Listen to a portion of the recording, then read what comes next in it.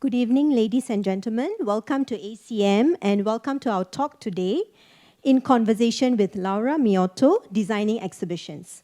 This talk, the third one in a series, has been organized in conjunction with the Andrew Ngee Fashioning Singapore and the World special exhibition, and I hope all of you all have seen it already. We are very happy to have with us today Laura, award-winning exhibition designer and educator, co-director at NTU's School of Art, Design and Media. She has worked with ACM curators to design fashion exhibitions at ACM, including Andrew Ngee. We will hear more from her regarding the role exhibition design plays in presenting and communicating fashion. And we have Senior Curator of Fashion and Textiles at ACM and Peranakan Museum, Ms. Jackie Yung, who curated Andrew Ngee and worked with Laura very closely. After their presentation and sharing, there will be a Q&A, so do raise any questions that you have later on. And without any further ado, I will hand the floor over to Jackie. Thank you, Melissa, for the introduction, and thank you, everybody, for joining us this evening. And I have to say it's been a privilege to work with Laura for two contemporary fashion exhibitions at ACM, which we will talk about today. I've always admired Laura's work in Singapore, how her exhibition designs highlighted diverse exhibition narratives, not just fashion, and I think her work really adds visual depth to a visitor's experience. So when curating the first contemporary fashion exhibition at ACM and on the Chinese Couturier Guopei in 2019, Laura was actually at the top of my wish list to work with, and I was really glad she was available at that time to create the exhibition and the design. And fast forward to this year, I'm really delighted also that we could work again together for the current Andrew Ngee exhibition display that you see right now. So for tonight, we thought to share about the creative process behind exhibition design. So for both exhibitions, I will share about the museum brief to Laura, and she will then bring us through the design principles as well as the steps behind the final visual results that you see for both exhibitions. So trying to make visible through this discussion and talk in a way the actual creative process that goes behind all our exhibitions. So first, a bit on the current exhibition. Okay, so just a bit about the designer Andrew Ngee, which of course we're doing the exhibition now. So I think in a nutshell, of course, Andrew is definitely one of Singapore's most prolific designers today. And he established his label in 1995 in Paris and continues till today to be the first and only Singaporean label to consistently feature in Paris Fashion Week. And actually back at home in 2007, he was already the recipient of Singapore President Design Award. So he's no overnight sensation. And he's also, of course, been frequently described as one of Singapore's best fashion exports. And in general, in this exhibition, we present his fashion journey through 5 sections, and each section tells a different story. Particularly, it's about Andrew's design roots in Asia and the West. So we celebrate his distinctive aesthetics, his craftsmanship, and global impact. So the image that you see is actually the exhibition catalog. If you want to find out more, you can get the book online as well as on our museum store. So a bit about the exhibition design concept brief. So the slide you're looking at is the actual working slide brief. This is exactly what Laura saw at the start of this collaboration, this partnership. So usually the museum, we would then, the curators, we would then say what kind of story the exhibition is about and what kind of perhaps emotion or feeling that we hope that people will eventually see. So these were the 3 keywords that we gave to Laura.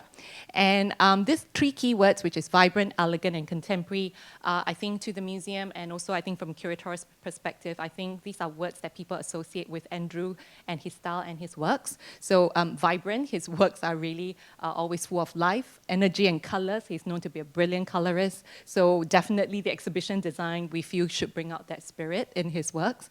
And secondly, he's very well known for his works being really elegant, very graceful, very refined. So, you know, if the exhibition design is all of a sudden really in a different spirit, it would be very apparent. And finally, of course, we wanted to bring out the fact that this is about contemporary fashion, so the design should be much more contemporary.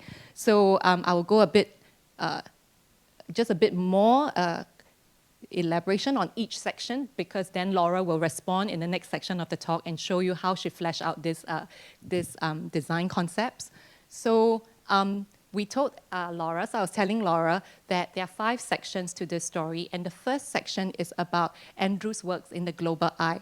Who are these leading women who wear his works, and how his works have a global appeal? So this is the exact slide that Laura saw at the very beginning, and so we said, you know, the story is about global appeal of his works. It's about celebrity style, how at different red carpet events, celebrities in Asia and Hollywood were wearing his works.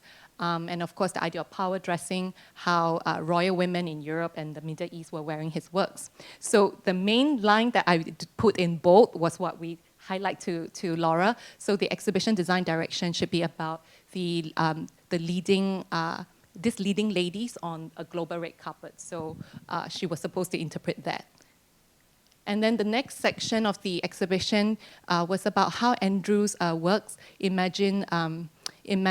inspired by his Asian roots and his art collection. He's an art collector, particularly of Chinese, Turkish ceramics, but also it was also very much influenced by his ideas of Asian silhouettes, such as we have on display the cheongsam, the sarong kebaya, the kimono. So how he actually interpret that would be this part of the show. So for Laura in particular, we highlight that line. The exhibition design direction would be to let visitors get a sense that they are walking through Asia. So it's a journey through space. Particularly the idea of walking through the atlas or the map. So that was the keywords we gave her for her to interpret. And then the next section was about how Andrew's works, like many Paris-based fashion designers, engaged with Western art and history. So for Andrew in 1986, he went to Central St. Martin's, or St. Martin's in those days it was called, to study fashion. And later he did his MA in Dumas Academy, and also with a semester in Parsons, New York. So through his works, we see that kind of engagement with Western art and history that was definitely part of his fashion design training. And also he collects Western art as well. So these are some of the highlights in the exhibition, but I don't think I have time to go through with you because of course the main thing we want to focus on is how Laura interprets these narratives into actual exhibition design. So the main line I would highlight again is the exhibition design direction. So I told Laura maybe for this section, the visitor would let the visitor have a sense that they are walking through time. You know, there are 3 sections in this show it starts with the 17th, 18th century. The next platform is about late 19th to early 20th century, and the last platform, it's about 50s and it's about 60s, 70s. So how is she going to get the visitors to feel that they're walking through 3 moments of time that Andrew's collections have interpreted again and again? And then another section of the exhibition, the 4th section, is about the natural world. So for Andrew, his works, his house codes in fashion means distinctive visual elements that the designer interpret again and again in their work. And for Andrew, that's corals and butterflies. So under the sea and in the garden. So this is what we told Laura whether she could bring out in this section. And finally, the 5th section of the exhibition, really it's Andrew's favorite. It's also my personal favorite in terms of storyline. And in terms of storyline, it's really about the making of the dresses. So when you go to this part of the show, we mentioned to Laura whether she could try to, as you could see the line, the direction is to kind of focus on the making of the dresses and let people feel that they are stepping into his studio in Paris, where every part of this dress is designed. So that section was about, you would see sketches from sketch to dress. You would see sketches, you see fabric samplers, you see cotton toiles. So how was she going to put these different elements together to give you the sense of a studio space? So materials and designs, this is the part that you see the 3 different techniques that Andrew's works come to again and again, which is brocade, lacework, and embroidery. So now I'll hand over, I think, to Laura so she can speak a bit more about the design principles behind all her works, as well as tell us a bit about starting. I asked her to start by telling us a bit about being an exhibition designer and how she responds to this. Okay. Hey, thank you so much, Jackie, for this invitation. And thank you to all of you for coming this evening, taking time. It's really nice to be in conversation tonight. I will try as much as possible to bring you behind the scene of working on this exhibition, but just bear with me before trying that. I just want to situate a little bit myself as a designer and tell you where everything started for me in design. So I'm from Milan, and that's where I started to study design. These are the pictures of my school, the Politecnico in Milan. It's a building that was designed by Gio Ponti, a very prolific architect and an amazing mind. I will suggest to all of you to research him. There was a building designed by him in Singapore many years ago. He was the founder also of Domus, a very important magazine of architecture design. But what I wanted to say is that for me, he's very influential because he advocated a lot for the in understanding fashion, design, and different forms of craft together with architecture as disciplines that are very interwoven together. So I kind of grew up as a designer in this environment, and also my school was, I think at my time, it was a very political one too. We spent a lot of time in the library having discussions. Definitely I was trained to the idea that architecture is a tool of transformation of society and not just something technical. The other important influence in my work is a study that I did later during my master's studies. I went to Brazil and I studied a lot the work of an architect called Lina Bobardi. At the time she was quite unknown, and together with Savina Nicolini we authored this book on her work. Right now I think she's considered a very revolutionary figure of modernism. And she was extremely influential for me in understanding museography. Also, I think she contributed to museography in an immense way.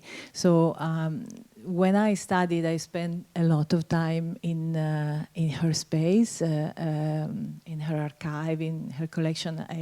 I always acknowledge her as my master. But then coming to Singapore, it's in year 2000 that I arrived here, and I started soon to design exhibitions and collaborate in a time in which there were less museums. I think my first exhibition was in the ACM when it was still in the old Townan School. One important thing to say is that typically the production of an exhibition is something that is not a solo kind of work. It's a work of a big team. There's a big team in the museum that collaborates with us. And here also I have listed the creative team that collaborated in the exhibitions that we are talking about tonight. There is a mix of 3D designer, 2D designer, lighting designer, many more. That we all collaborate together, and I think this is really what exhibition making is about. And on top of it, if you can see these photographs that I'm very attached to, this is our creative team at GSM. We are almost all women, and I'm very proud about that. Okay, so let's get a little bit started on Andrew Gunn and how we thought together of this exhibition.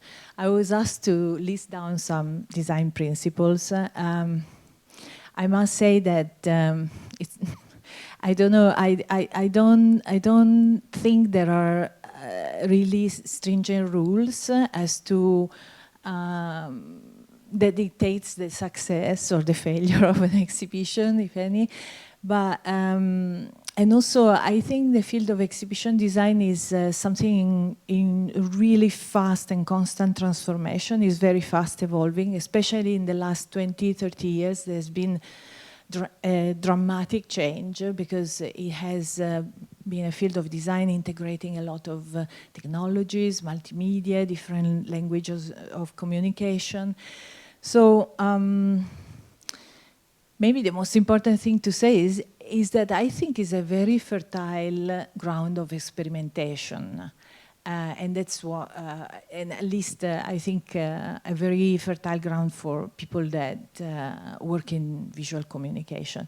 So I will not go one by one in an abstract way, but this is what I listed down. And these are some observations that I have. What I'll try to do is that I show to you some of the work in progress of the exhibition, and I will try to talk about these 5 principles.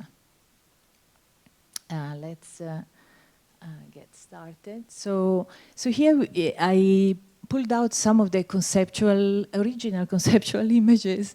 Actually, we received a very clear brief, but sometimes when you start on an exhibition, also there are other things that you're carried away. But talking about starting on exhibitions and what I call the content first, I never started designing on an exhibition starting from space or from physical things so much. Actually, I generally start thinking of the story that we want to tell. I generally start getting very close to the collection. In the case of Andrew Gunn, I was looking a lot at how he was presenting his collection every season and looking a lot at materials that also Jackie shared and so on.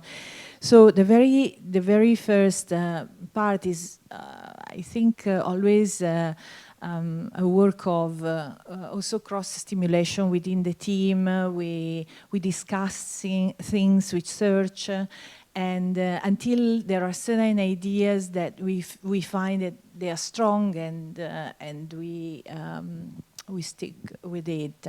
I mean, also, I think in the team where I work, I have a role as a design director. It's a role in which you kind of try also to keep a certain coherent idea from certain concepts that you have at the beginning throughout the whole process, a process that eventually will go into construction, into working on sites, very different phases of work. So here we had the idea that there are different spaces that influence the work of Andrew Gunn, and namely Paris, Tokyo, East and West. And so we thought of working with urban forms and having these urban forms as a very strong and luminous also background to the garments. I pulled out also a layout of the space because certain considerations, of course, goes with the type of space that you're working in. Then the gallery, it's what I name as this dialogue that we have with space. I mean, as exhibition designers, we create a sort of new reality in this space, right? But at the same time, we always deal with an existing architecture. Particularly this gallery at the Asian Civilization Museum, the temporary gallery you have is quite extraordinary. I mean, it has, is extremely tall, it's very monumental. But it's also very strongly connotated by the presence of these huge columns. So the columns are always a big concern when laying out the exhibition. And I think there's always a choice we have to make as to either be in dialogue with the existing space or otherwise create other spaces. So just only one thing about. So there are 2 access to the gallery, and one of the things we wanted to have is a kind of fluid flow or circulation of the visitors in the peripherals of the gallery, and then the possibility of creating a sort of nested space inside, which we wanted to treat in a very special way. So, so this, I think, was a sort of interpretation of the three main sections, namely the section West, Nature, and East, but in a way that is kind of dynamic and fluid. So here you see these first visuals of this nested space, which has images of, eventually it got transformed into a landscape of a garden that has butterflies, but in the very first version was mock-up this way. I think here there is really the idea of creating a small theater. I'm a big fan of, you see here some reference to set designs by Bob Wilson, who use these very large backlit stages. And so here the idea was kind of to create an atmosphere of a garden that is more surreal, and also with elements of nature that are larger than life. And then finally, an idea that didn't go through, right? Because as in any process, creative process, there are ideas that also we abandon. And this was for the foyer. For the foyer, we thought that thinking of the urban space, the natural space, another space we tried to imagine was this kind of very abstract, a bit futuristic kind of place. But eventually we didn't go for this solution. It's always nice to have to go back to the whole process of designing an exhibition, because I myself sometimes forget all the things that come up.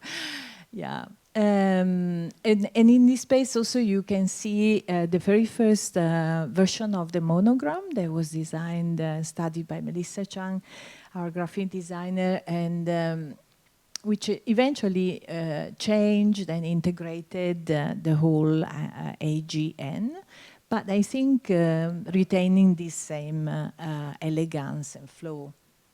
So you can see here the second version that we designed. This is the stage of the exhibition in which we are doing 3D modeling and rendering to study the entrance to the foyer. And I think it also was the desire of the museum to, for the first time, really engage with the space of the foyer as almost as if it is a gallery, right? So we thought of really this time embracing the idea of this red carpet, almost a ritual entrance to a very special place where the visitor can feel like being invited into the big red carpet party, basically. And here also the use of this floor element, the carpet also has vertical elements that gives rhythm to the space. Here you can see an elevation, a study elevation that we did while we were designing this space. I think there's a lot of effort in designing a fashion exhibition that has to be spent also to decide on the mannequins. Right? We spend a lot of time looking at that, which means not only selecting the type of mannequins, but it's also about the right pose for the dress, and there's a lot of iteration that we had to go through. But I think also it speaks of a challenge that we have in exhibition designs in museums, or maybe in presenting fashion in museums, because unlike the catwalk, the dress is not on the living body, and as such is not animated. It doesn't have that glamour, that flair, or that vitality, right?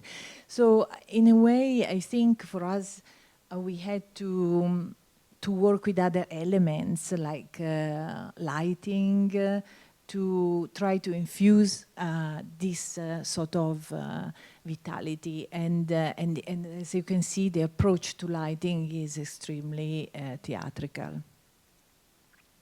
So this is eventually how the layout got to be finalized. And you can see also how, in this case, more or less it kept the same structure. But of course, there's a lot of work from a conceptual stage to a final stage, also in finalizing with Jackie the exact garments that go in each section, the articulation of each section or subsection.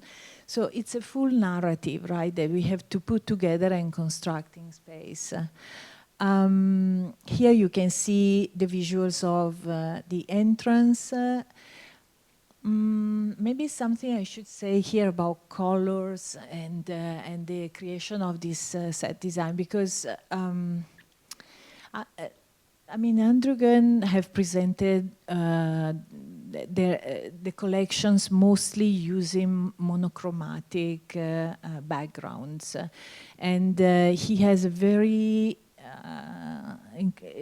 strong sense of color. There are specific colors that he uses, and we were very intrigued with that. It took us a while actually to kind of choose the colors, but they come from his work, from his presentations of his work. And you can see how these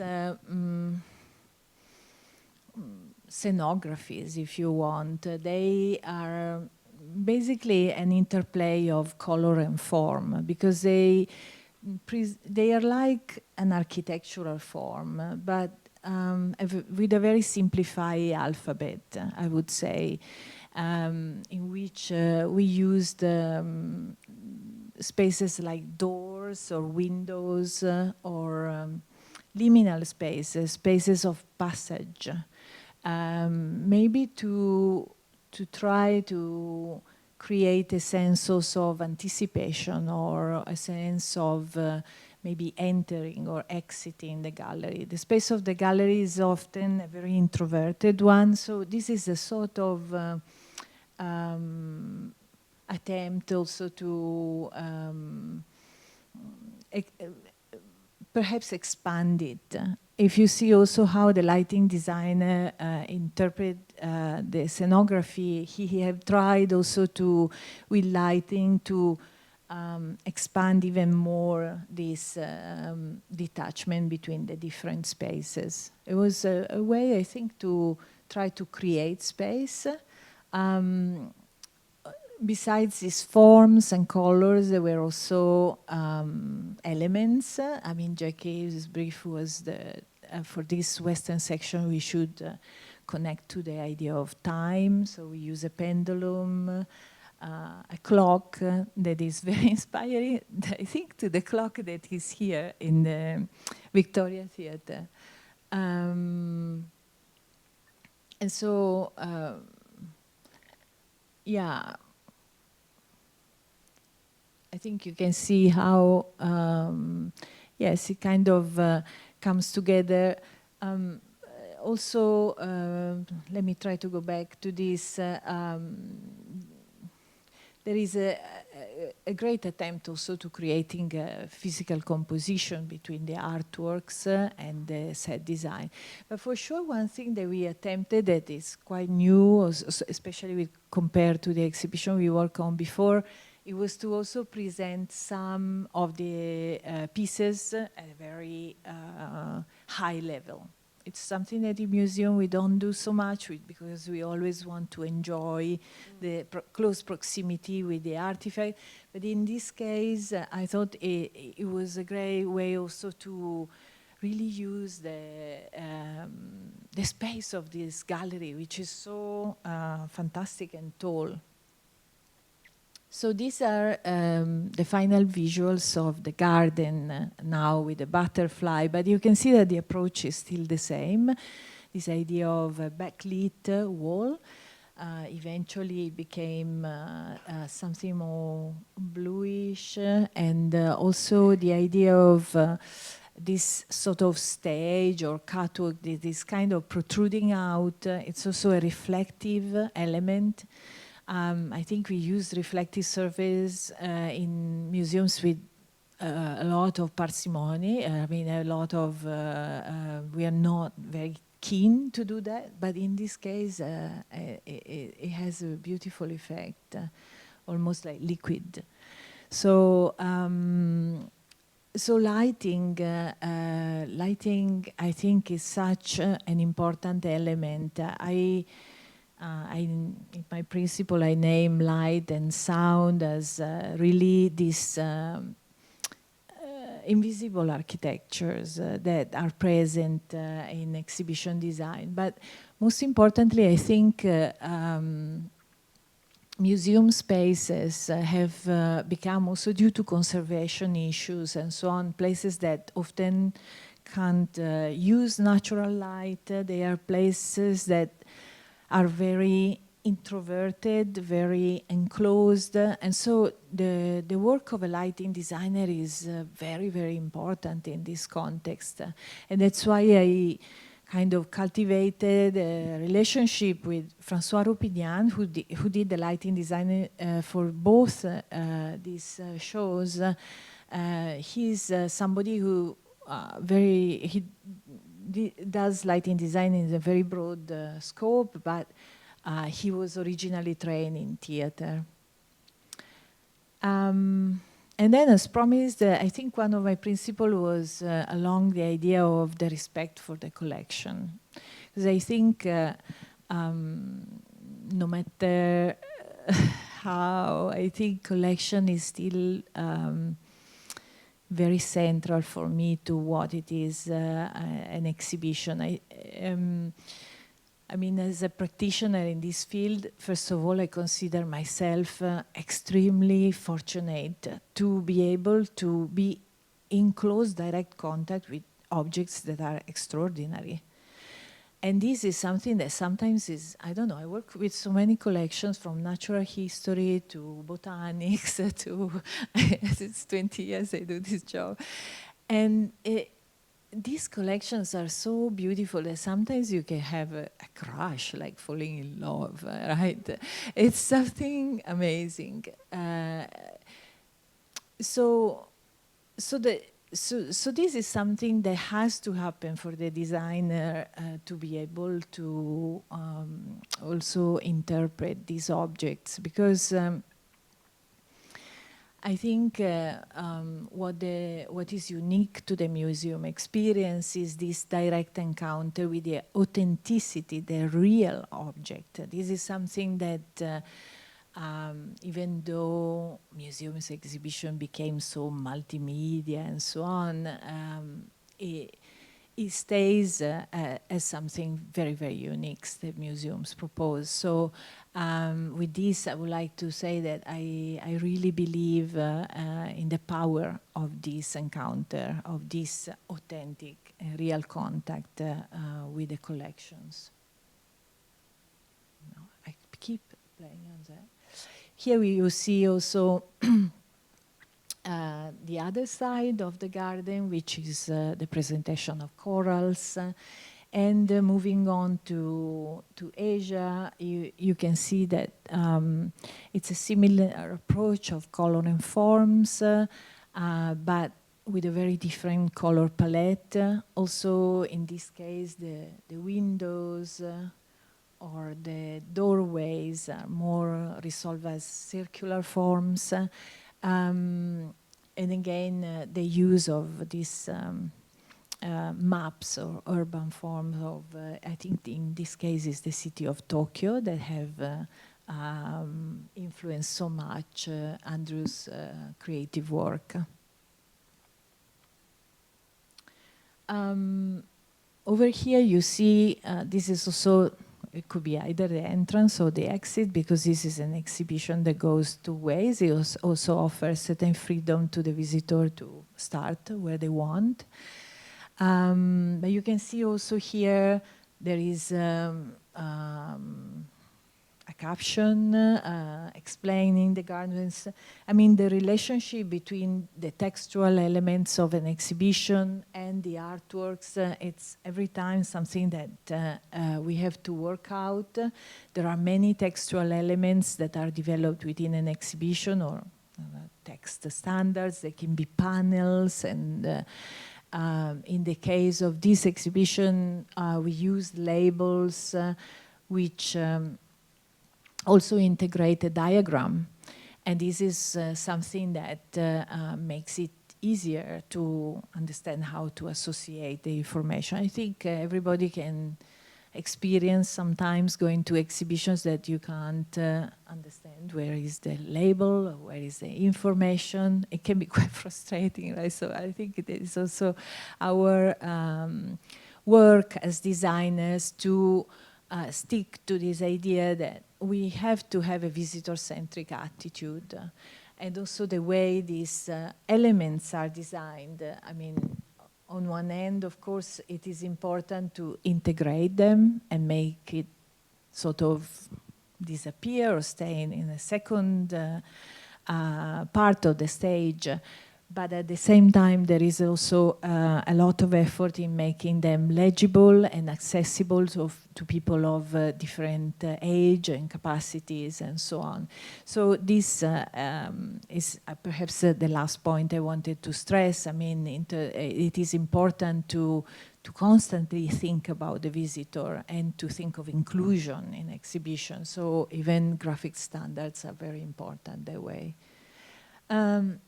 I will go now also to show you the other gallery, the one in the contemporary space.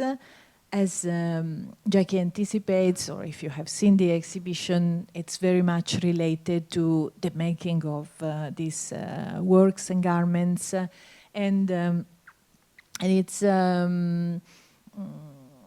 it's really a little bit thought like as if it's his own studio. So I remember that you went back another time to visit Andrew and somehow took a photograph of his studio, and then we said, okay, bring all these elements. So in this... Yes, we showed Laura actual pictures of his studio.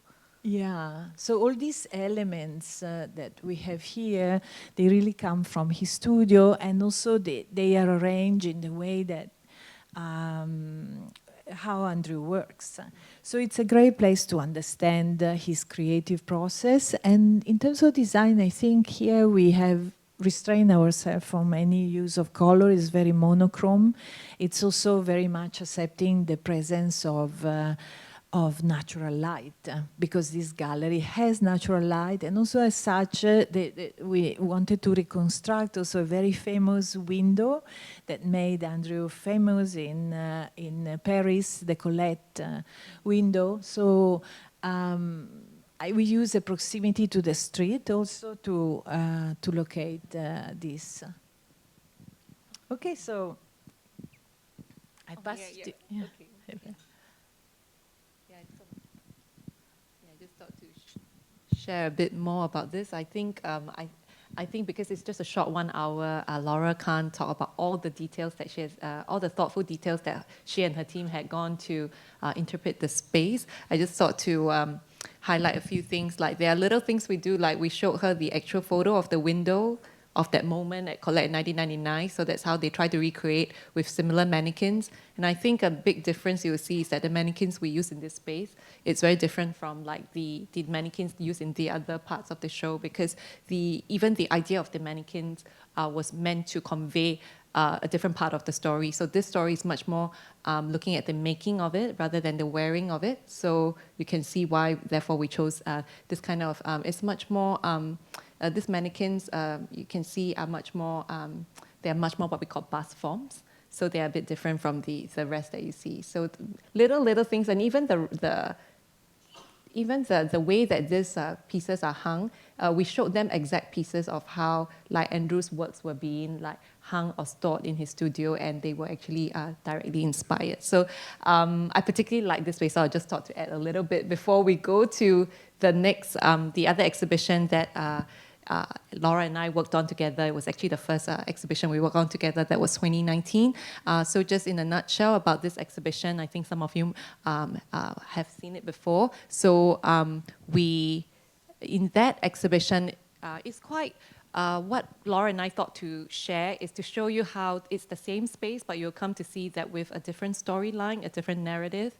The final result, the exhibition design can be so different because we hope that with every exhibition, the design would give you a different experience. So for this story, for this exhibition, the storyline was much more talking about Guo Pei, who is China's leading couture, how her works have strong historical and technical references in them. So the main difference, I think, would be the third line that you see here. From the start, we told Laura that the whole presentation in that exhibition is meant to be a visual dialogue of how her contemporary couture works reflect, have a conversation with historic art pieces. So this is the kind of effect that you saw in that exhibition. So there were 3 sections in that show that we mentioned to Laura. The first section is how we brought out all her signature gold thread dresses. That's one of her favorite method and technique, embroidery and gold thread. And this exhibition, this part of the show was also about the significance of the color yellow for Chinese culture in dress, as well as the importance of also of silk. So that was the section we were looking at, the first section. And then the second section is about how her cross-cultural couture works also, you see a parallel in how Chinese export art through the centuries. It's made in China, but it also shows a lot of influences, creative influences from beyond China. So this is one of her iconic works that we show in the exhibition. This dress that was, of course, inspired by Chinese export ceramics. This particular work from the museum collection is made in China, but actually for a Middle Eastern market.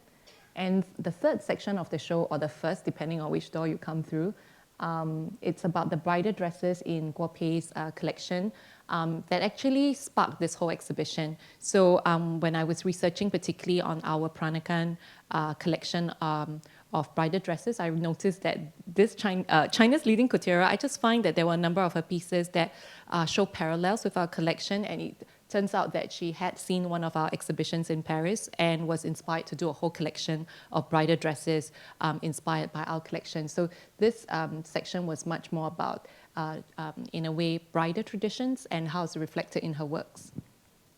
And so this is the exact slide that I gave like Laura at the start of the collaboration. So we told her team that this is the concept preferences. Again, 3 keywords. The 3 keywords were that they should be displayed as works of contemporary, like contemporary art, and there should be a strong sense of craftsmanship in terms of the exhibition design, and also a light touch of Chineseness, not too Chinese, not too Oriental in the whole design.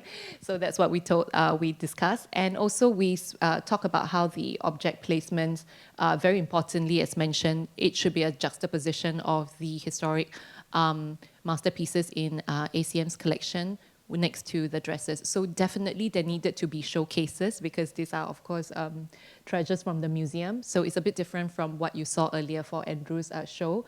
These were other things we talk about, again, as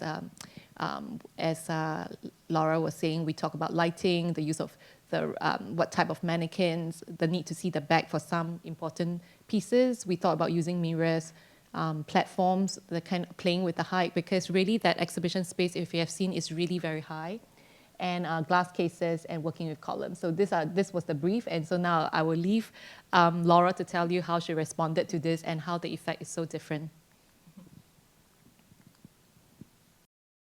Yeah, I wanted to just get restarted on this. These are some of the elements we worked out for the identity of the exhibition. So this was a case in which there was such a direct dialogue between your artifacts in the collection and the garments, but also I think for the exhibition this was a kind of challenge, because sometimes these objects were very small as compared to the majestic presence of the garments from Gok Bei. So this was something that you will see later how to resolve. But what was brilliant for that the graphic designer came at the time this was done by graphic designer Lin Shumin. Not only she worked out this beautiful logo intermixing Chinese and English name, but also kind of exploded the presence of these small artworks in full size, right, together in a dialogue with the pieces. Let me see. Okay, so here it's, oops. Yeah, so here is how, oops. Yes, how eventually the big posters of the exhibitions came about. I thought it had a very strong also communication element. So, I mean, just to say that also when we work on an exhibition from the conceptual stage, is also about thinking of the identity of this exhibition in terms of communication. There is something also that happens outside the exhibition space. Here you can see also how it's the same gallery, the big columns in the middle, what scares every designer. If you ask to an exhibition designer what makes you happy, is a gallery without columns. And so this is the opposite of it. But here we were kind of determined also to yes, to articulate it with sort of 4 sections, but we used a sort of rotated space. And also the other thing that I remember we're very keen to experiment here is not to use or build walls. We used curtains only for this exhibition, and we were able to have very, very elongated one. Yes, so Gold is Color on My Soul, this was the beginning, right? And this is what I meant when I said the dialogue between the different pieces was something to be studied also because the pieces from the collection had also to be showcased and protected and so on. It was really interesting because the works are so monumental, and so we created platforms where it was possible to walk around. Where do I have to find it? Okay, yeah.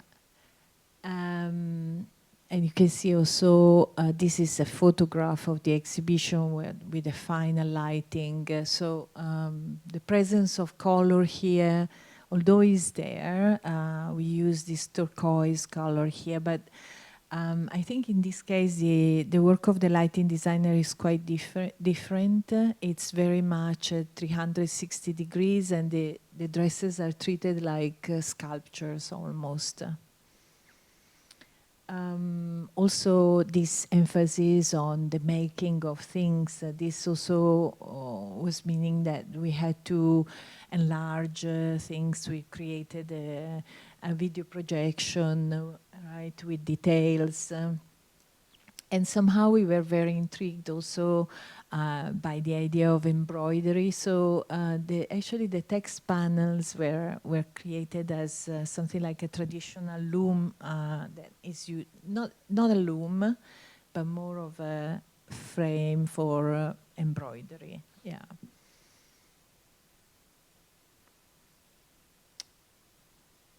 And here you can see the other part of the exhibition in which also we work with some sort of architectural forms. They were inspired to Peranakan houses because precisely what Jackie was explaining, the inspirations that Gok Bei had for certain bridal garments she had in the exhibition.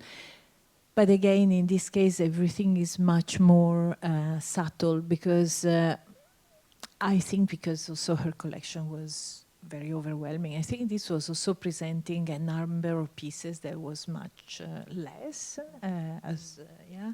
So very different effect. I think in this case, lighting is used in a way that maybe reveals the collection, but also makes space disappear.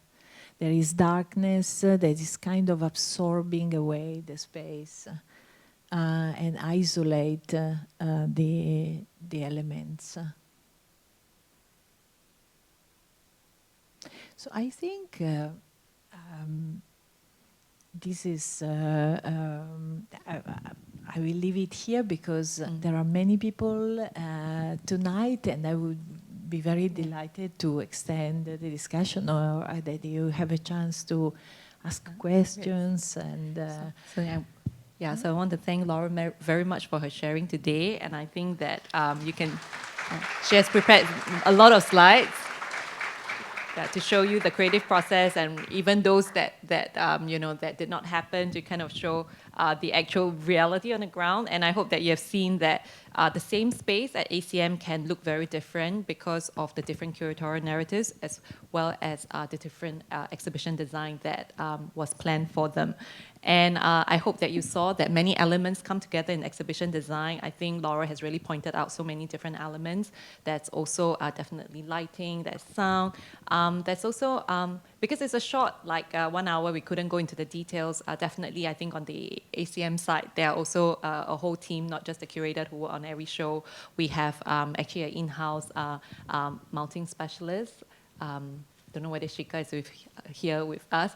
She does like her work is really cool. She tried to make her mounting invisible. So things like if you go through the show, like how bags are hung on the hand of the mannequins, looks like they are seated, but they're actually floating, because the conservator, who is another key person on our exhibition, any exhibition, they will tell you that a mannequin can't sit it cannot be seated because it would actually put pressure on the garment. So I think that Laura has alluded to many of these museum-specific display kind of rules that we work around. So these are just, in a way, I'm just trying to summarize some of the things that perhaps you might find interesting, or perhaps you have never thought before, or maybe you want to ask some questions in this regard. And so I would say that in this short 1 hour, we also didn't get to share that part of our usual process is also, it involves also kind of, there's a mood board process whereby Laura and I will also show like each other examples of designs,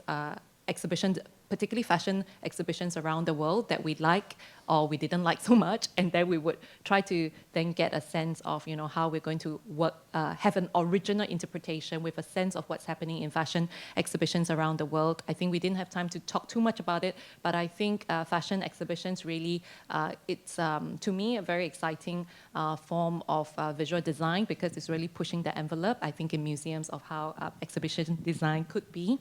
And then so finally, I just hope you get to experience a bit of the magic, the art and the science. I think you saw all the calculations there, very detailed, that they actually do behind exhibition making. So I do think that a good exhibition design adds a lot of value to a visitor experience of curatorial narratives. It's also, I think, a key reason why visiting an exhibition physically, it's so different from reading about it in the catalog or seeing it in social media. So I think it's one of the reasons why it's really worth your ticket coming to see, because it gives you a different immersive experience. So with that, I'd like to open the floor to questions that you might have for Laura about exhibition design. Yeah, the lady in front. Do you need a mic? The lady in, yeah. I just like to ask you if everybody participated in the design concept of the exhibition. I think I would say that definitely for Andrew, he was closely aware at every stage how the design was going. But I think what we really appreciate about Andrew is his confidence as a designer. He wanted the exhibition design to complement the narratives rather than to So to be very honest, he didn't have very strong ideas, but he knew throughout. What he really liked in particular was the studio. The gallery that tried to recreate part of his studio. Where he really came in, he was very strong and specific, was the mannequin poses. He really, actually just like Guo Pei, I think both, for fashion designers, they have a very strong idea, I think, of how the dresses should be animated, how it should actually look when presented. So both him and Guo Pei, they would tell us like there are some dresses they wanted specific poses. So that's where we also spend quite a lot of time. Like they would say that this dress, you know, you needed to show the sleeve or you needed to show a specific part of the architecture of dress. And so we try to respect that. Yeah. In selecting the key signature pieces, who decide on that one? For example, like the African, the white ball gown, the tunics, that one is a signature piece. Who decide on that one? You or? I think I will answer that question in two ways. I think the selection of the objects in the exhibition, everything in the exhibition, I just want to highlight again, it's a courtesy of a kind donation from Andrew to the National Collection. And I must say that there are many different designers I work with, but Andrew, I appreciate that he is very, in a way, confident of what he brings, but yet also very respectful to the museum. He asked us what is the storyline that we wanted to do, and then when I presented to him the storyline after doing extensive research on his works, I did suggest like certain pieces, but we worked particularly during COVID, so it was a bit hard for me to see exactly the material medium. So when he liked the storyline, and he did switch some of my like dresses to make sure that I got the museum got the dress that was technically most advanced for to represent his works. But to answer that question in a second way, I think that's where Laura and her team come in. So normally when we tell like exhibition design team, like this is the section, we try to be more flexible in letting them put the exact placement. So I would just say that these few dresses are part of one story, but this is when Laura and her team, they really have the expertise to say that, oh no, if that's the white ball gown you're talking about, maybe it can bring up like the space, and that's how they do the actual placement. I hope that, would you want to elaborate more, Laura, on how you do placements? Yeah. Well, I mean, yeah, I think there's a lot of dialogue on this because on one end, I think we have to respond to the story that Jackie puts in place, right?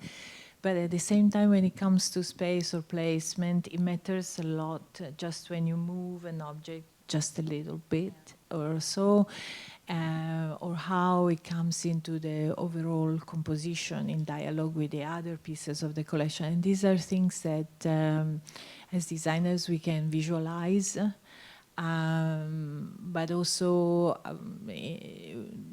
there's also a lot of work that we do together, not just on drafting and modeling, but also when it comes to the site.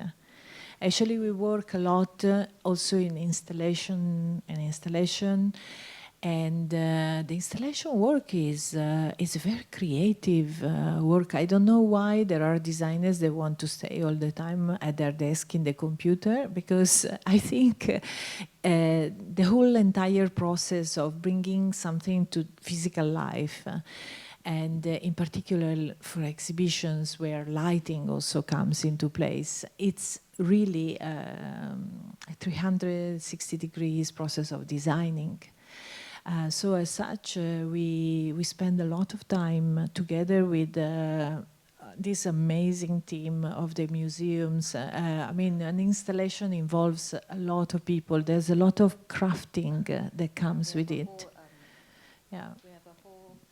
We have a whole exhibition and project management team here. I think some of them are here today. So they work very closely with Laura on the fabrication to make sure that the platforms are the right dimension, the reflective surface looks like. So everything that you see is just on paper. So when it comes to the delivery of the actual fabricated materials, the actual dimensions, I mean, there's a whole team that works with Laura's team. Yeah. I think it's a form of design, exhibition design that is completely customized to the objects. I think we're very lucky in that we don't, I mean, unlike architects or interior designers, I think we don't standardize so much. We can't standardize so much. So it's a very tailor-made kind of design. So there's a lot of effort that happens also at the stage of installation. The placement the placement. I think we did change quite a number of the finer placement of the mannequins that is actually different from the finer display. So there comes a point that it's the finer design on paper we sign off, but then on the site itself, then we would place and feel that maybe certain things don't look as good together, or they look better in some other ways. So we would actually do the actual placement on what we call placement on site. Yeah. Sorry, can I? I hope that answers your question. Maybe we can move on to another question. Anybody? Okay, maybe we will take this question with the lady in the with the hat, and then we move on to the back. Okay. Hi. Oh, can you hear me? Oh, okay. I just was wondering about, these are all very, I mean, they are fabric, and it's very tempting. You feel like you want to touch them. So do you take into consideration about people wanting to touch them? How far back do you put the mannequin so that people don't, put their fingers on? And how do you keep it dust-free? Yeah, since the exhibition will be on for a few months. I thought it was very brave that none of them were behind glass. Yeah.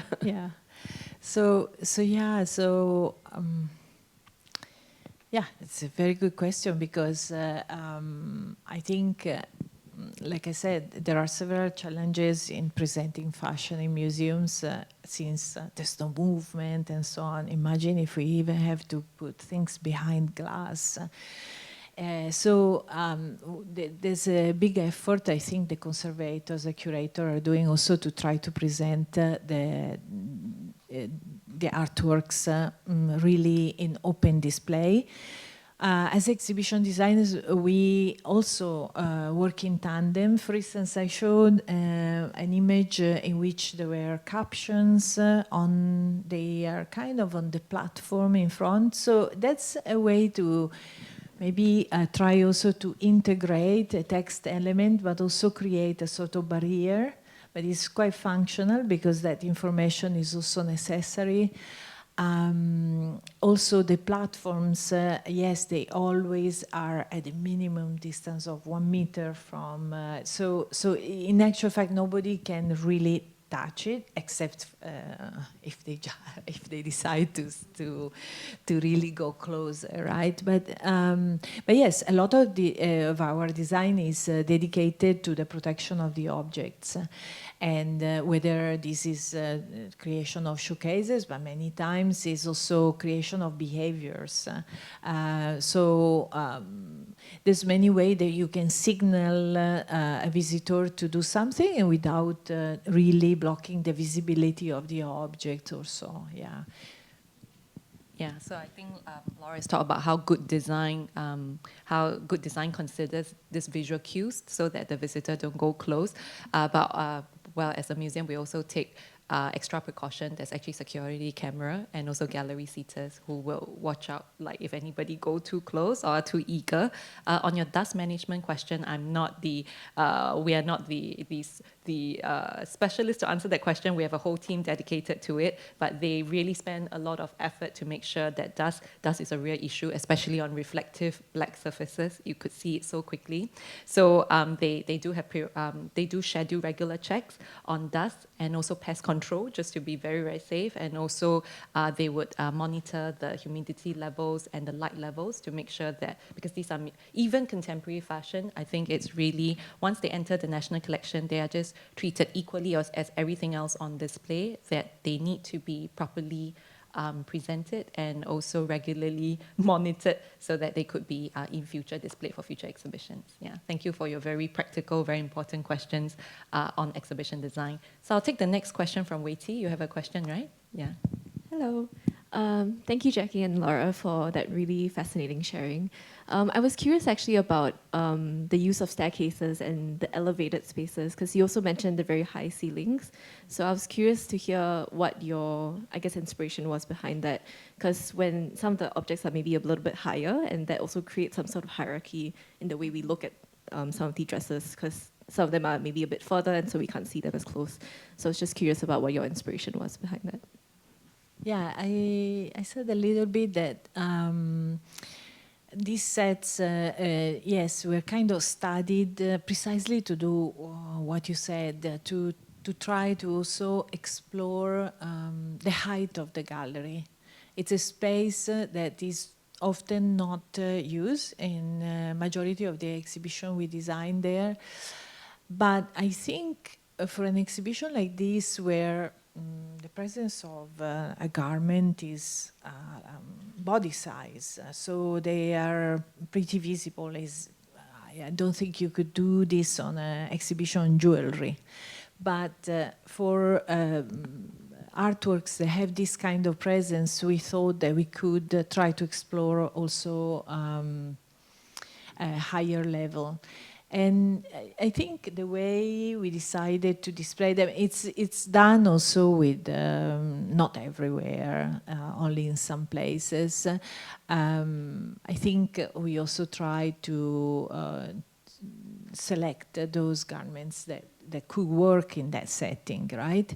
But the idea, maybe more about the idea of why doors or why staircase, or I think, like I said, it's really like a very simplified alphabet of architecture. Spaces are, I mean, the places where we live, they are spaces that contain us. There is an inside, an outside. But like I said, often galleries are like a world in itself, right? So I think these doors and windows suggest the possibility of another space, yeah? So opens the space.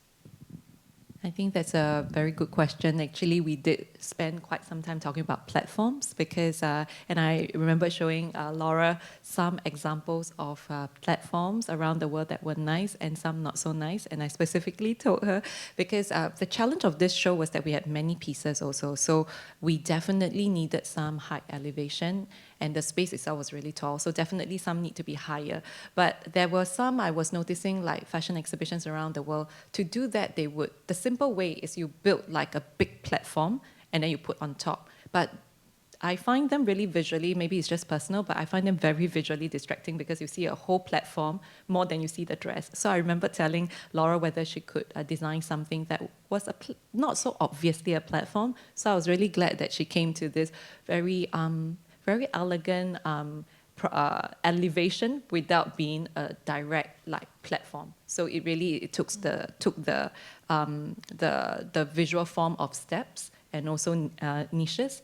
But answering your question, of course, it also makes me, when she presented to us, I felt like, okay, it might create a sense of hierarchy. So I actually did switch some positioning. So for the more important dresses to be slightly higher, and also did speak to Andrew to just get his blessings that certain things were in the niches. It does give that visual prominence in that sense.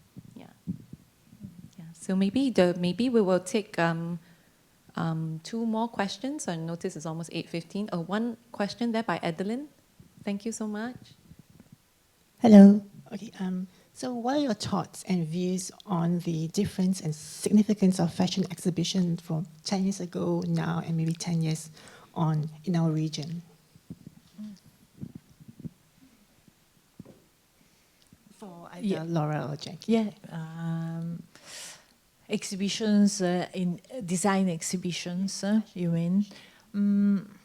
But I think it's something that we also have been discussing among ourselves because,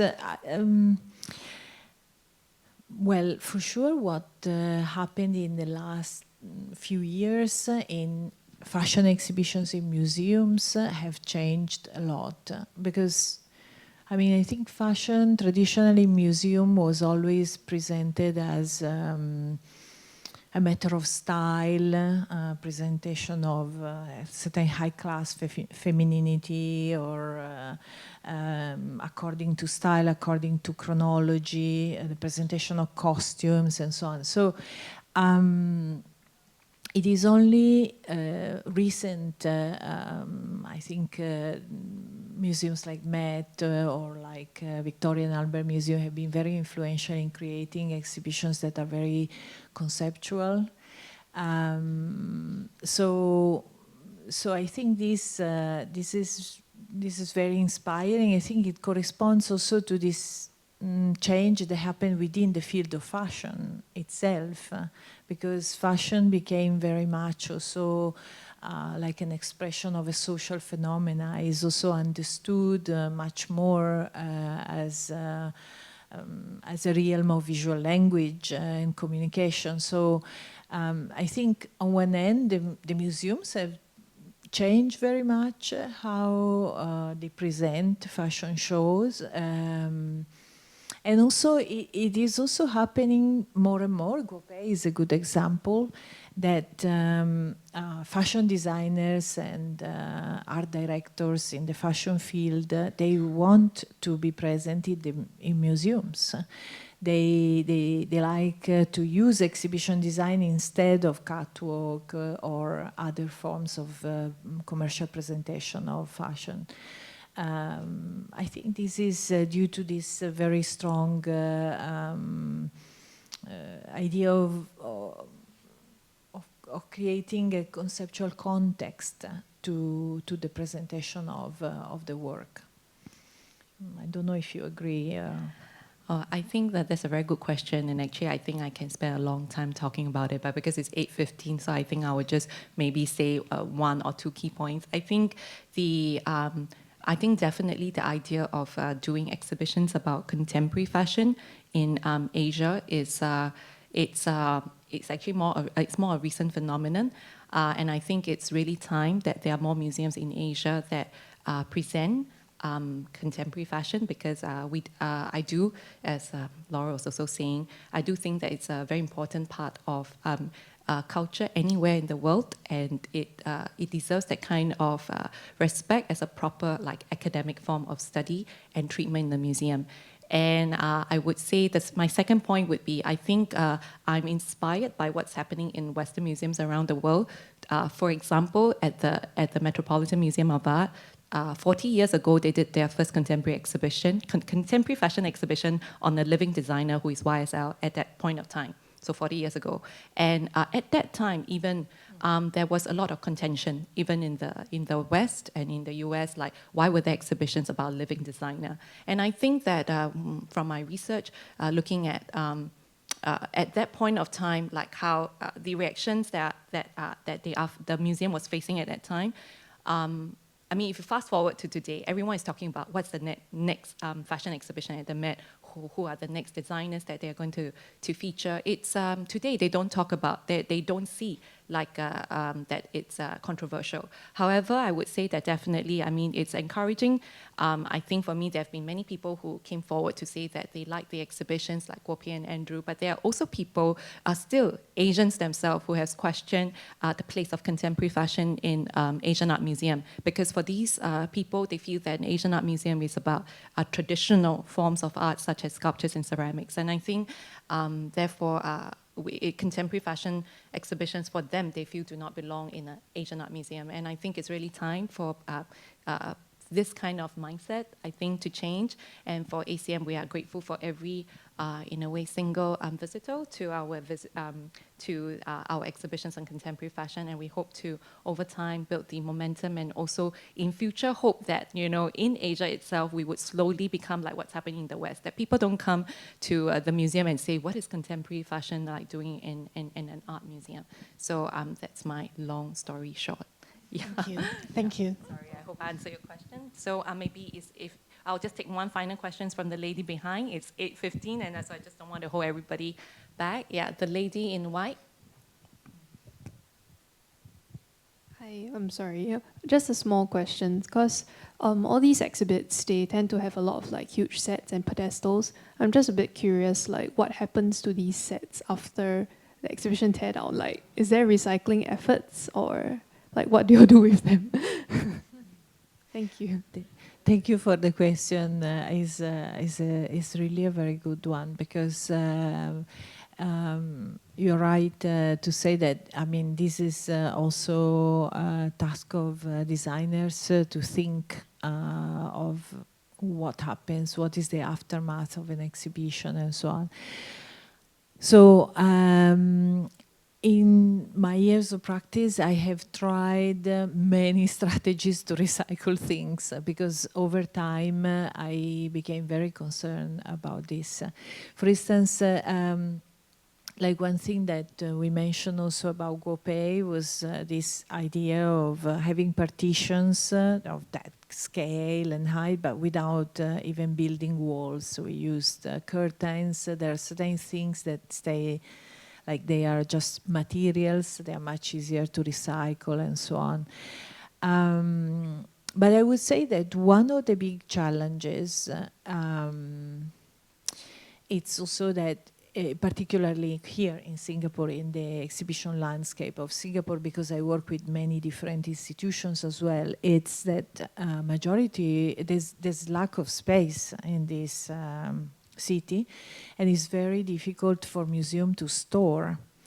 So I could do better recycling when I collaborated more times with the same institution, and they could keep certain elements. Like for instance, I collaborated a lot with the CCA, the Center of Contemporary Art in Gilman's, and we had this as a principle, as a design principle, to recycle everything that was staying in the storage. But here in ACM and also and also among different museums of national heritage, one of the things that get to be recycled a lot are the museum showcases, because museum showcases are amazing pieces of design which are very complicated to make. They are very expensive. They have incredible performance in terms of climate control and so on and so forth. So they're very precious. And many times I have worked into readapting them into the design and so on. Like for Guopei, we reused almost all the showcases because we needed them, but we do it very much. So I don't know if it answered the question, but yes, it's a very important aspect. We should. Yeah, we try to recycle what we can, and particularly that would be showcases and mannequins. Very often we reuse the mannequins for other exhibitions where we can. So like the Guopei mannequins, I was just talking to the team the other day, the 30 mannequins I think we had for the exhibition, we had reused them so much that we couldn't reuse them for Andrew show anymore. We had to get new ones because like they weren't well fitted anymore. So where possible, yeah, we do try, particularly mannequins, like movable, like parts like showcases and mannequins, we have actually recycled and used them we've reused them many times. Yeah, thank you so much for that question. And with that, I would end today's session, but just to highlight that we have one more final talk coming up on 14 September as part of this series for this exhibition. The final talk, it's about, I will be hosting a discussion with Petra Slinker. She's the curator and director of curatorial affairs at Peabody Essex Museum. Particularly, we are looking at how Andrew's designs have American sensibilities, because the exhibition here focuses a lot more on Europe and Asia. Yeah, so I hope that if you're interested, join us again on 14 September. Yeah, thank you very much for joining us today. Thank you. Thank you so much, Laura. Yeah. Thank you.